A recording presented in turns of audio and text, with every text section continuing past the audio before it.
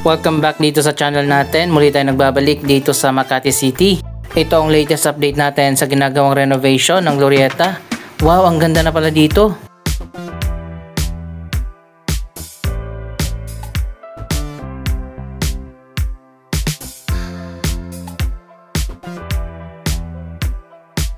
So ayan guys, ongoing pa rin ang ginagawang renovation. Dito sa gitna, yung una nilang ginawa.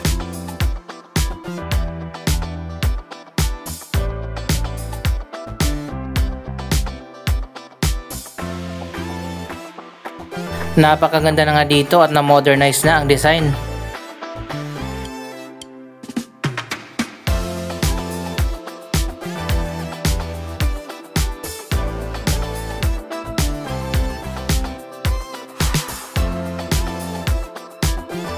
May elevator na rin dito sa gitna at mayroon ng giant LED screen.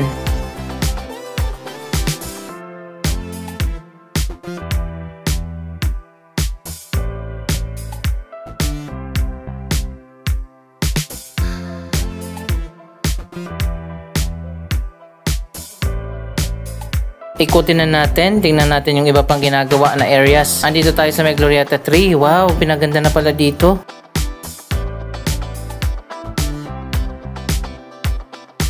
Meron na mga wood design dito sa hallway.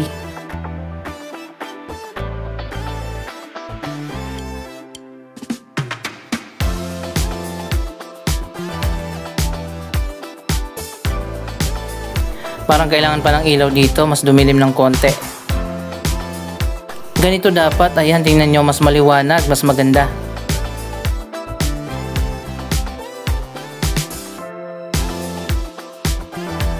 Para sa mga hindi pa nakakaalam, ang mga developers katulad ng SM or Ayala ay magtatayo pa ng mas marami pa mga mall sa mga susunod na mga taon.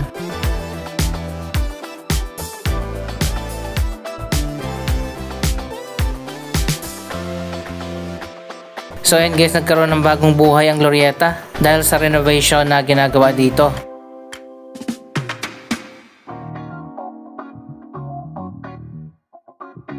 Nagsimula pala ang Glorietta noong 1970s, pero iba pa ang Glorietta noon, para siyang soundstage na napapalibutan ng mga shopping arcade. Ang Glorietta Mall na nakikita natin sa ngayon ay itinayo noong 90s.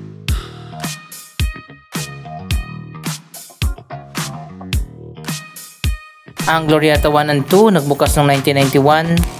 Ang Glorietta 3 naman, kung nasan tayo ngayon, ay nagbukas 1993. Ang Glorietta 4 naman ay nag-open noong 1998. At 2008 naman nag-open ang Glorietta 5. For comparison, ito pa yung lumang design ng Glorietta. Ayan, dito hindi pa nare-renovate.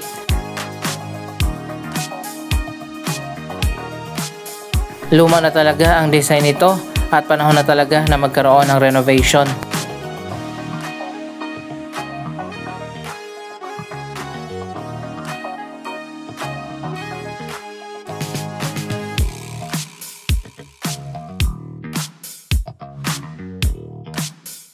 Naging glass na rin yung mga barrier ng mall. Unti-unti na nga pinalitan yung mga luma na railing na katulad niyan. Ipapakita na lang natin yung mga areas na nagawa na.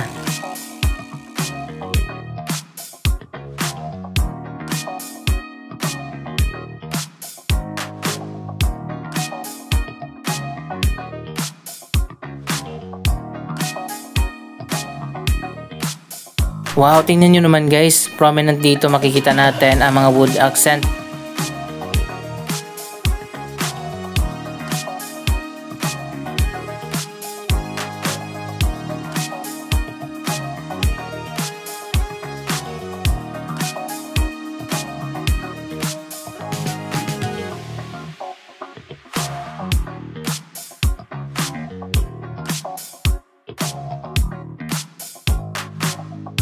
Na-refresh na ngayon ang loob ng Glorietta.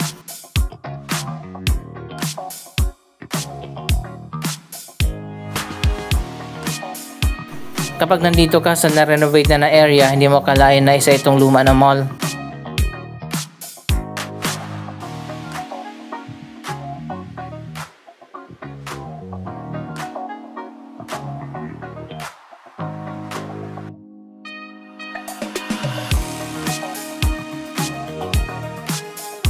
Ayan, meron pang ongoing na ginagawa dito sa taas.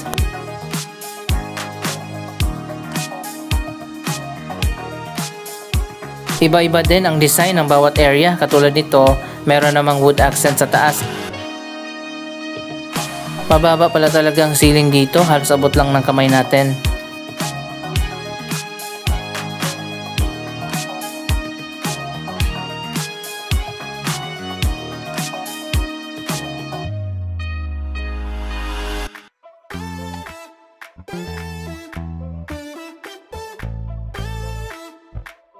Ang Glorietta 3 and 4 ang ginagawa na talaga sa ngayon.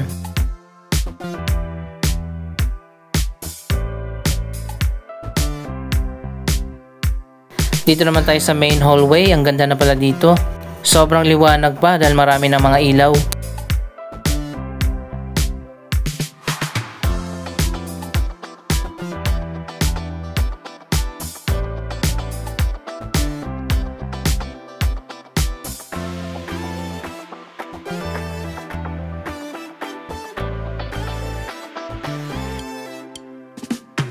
Wow, tingnan nyo naman guys, parang wala ka sa Glorietta.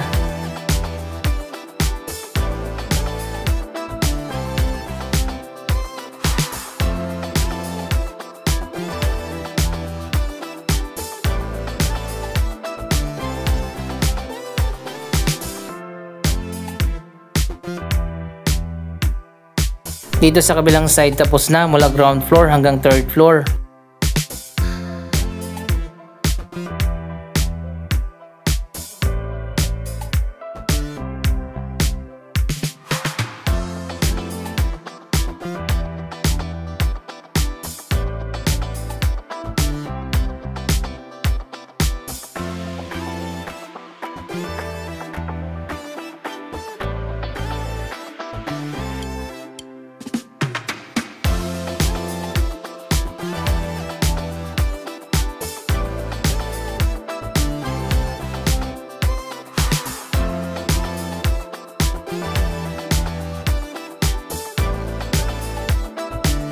Uso talaga ngayon ang mga wood design o mga wood accent.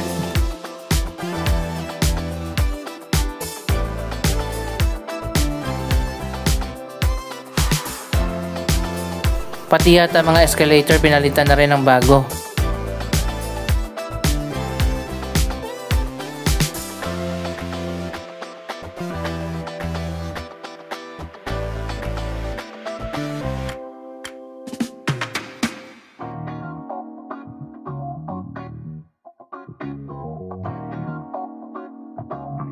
Ito ang Ayala Avenue entrance. Tingnan nyo naman. Para kang nasa loob ng art gallery.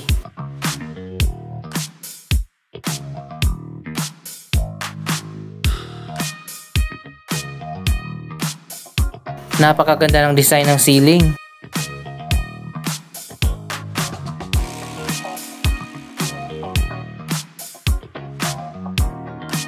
Bago na nga yung mga escalator dito.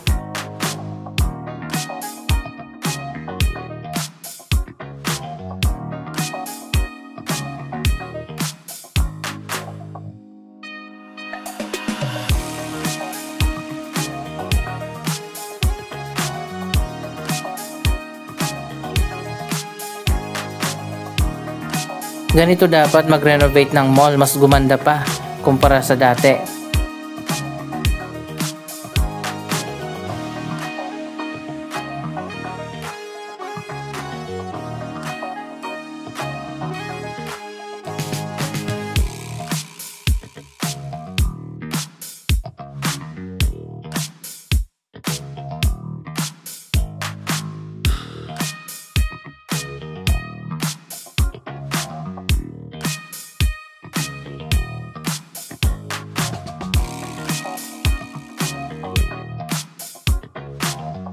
Dito naman sa main atrium, tapos na ang renovation dito.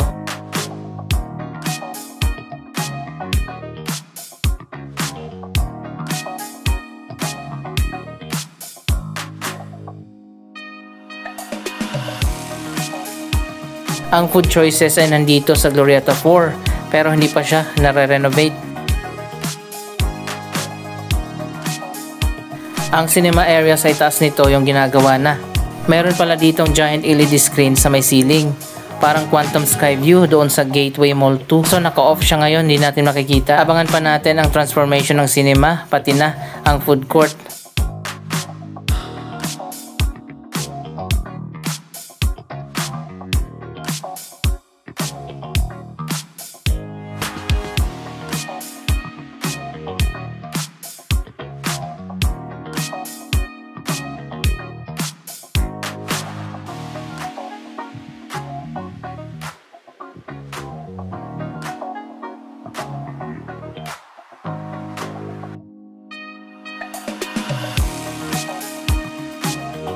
Yung mga hallway dito mas gumanda na at lumiwanag.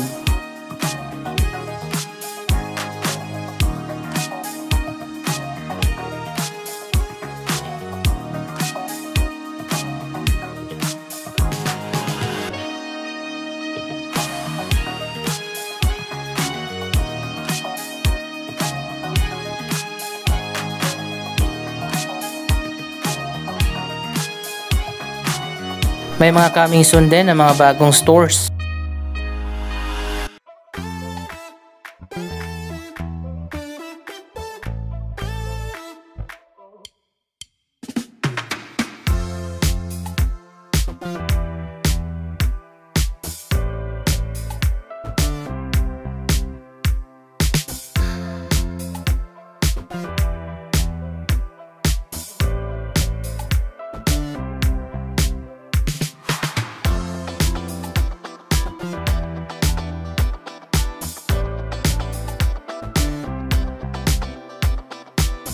Meron pang ibang bahagi dito sa Glorietta 3 na ginagawa pa.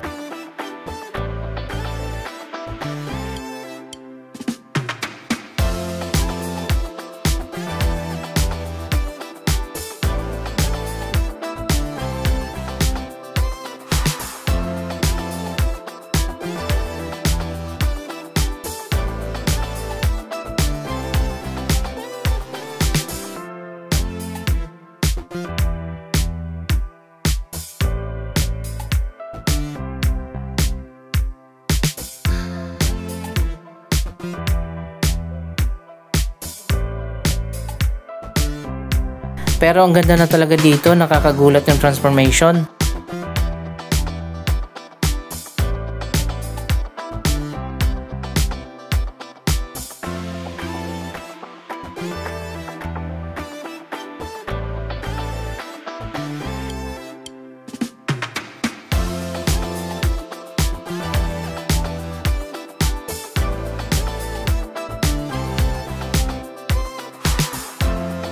Malawak pa yung gagawin, sobrang lawak din kasi ng mga mall dito. Pero unti-unti by segment kasi ang ginagawa na renovation.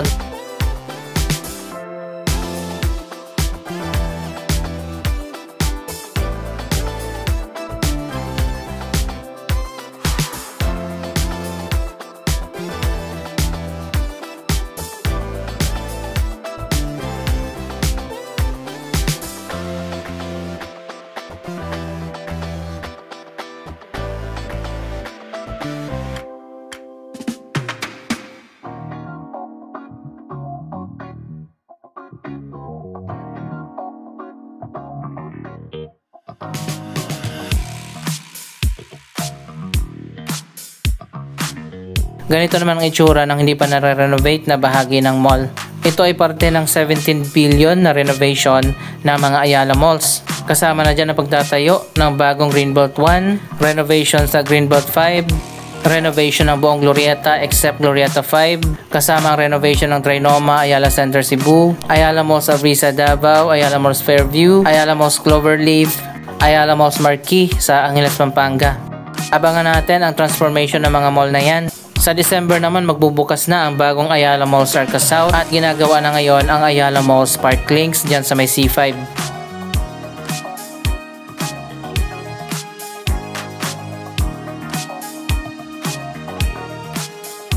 Anong masasabi nyo sa mga development na ito? Mag-comment lamang dyan sa baba ng inyong mga reaksyon. Maraming salamat sa inyong panonood. Huwag kalimutan na i-like, i-share ang video ito at mag-subscribe. Thank you for watching!